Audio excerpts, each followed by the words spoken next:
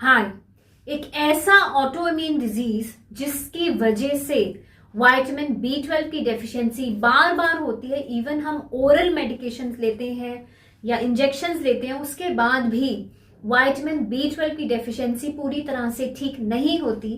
तो वो कौन सा ऑटो इम्यून डिजीज है? That is pernicious anaemia. तो ये पर्नीशियस अनीमिया बेसिकली एक ऑटो इम्यून डिजीज है।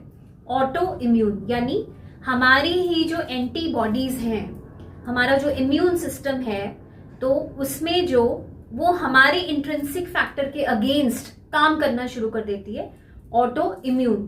तो एक तरह से इंट्रिंसिक फैक्टर रिक्वायर्ड होता है विटामिन B12 की एब्जॉर्प्शन के लिए। तो जब इंट्रिंसिक फैक्टर ही अफेक्ट होना शुरू हो जाता है due to autoimmune disease, वहां पे अक्सर with lot of vitamin B12 supplements, oral medicine, कई बार हमारी एब्जॉर्प्शन नहीं हो पाती है।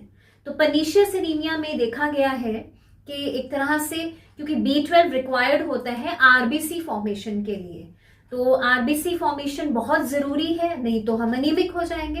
तो एक विशियस साइकिल बन जाता है।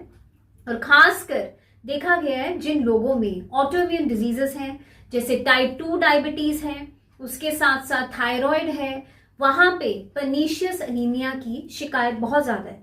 तो मैं ये कहना चाहती हूँ जिन लोगों में किसी तरह की भी ऑटो इम्यून डिजीज है और B12 डेफिशिएंसी सप्लीमेंट लेने के बाद भी ठीक नहीं हो रही है, it's very important to rule out the causative factors, so that can be due to autoimmune disease as well.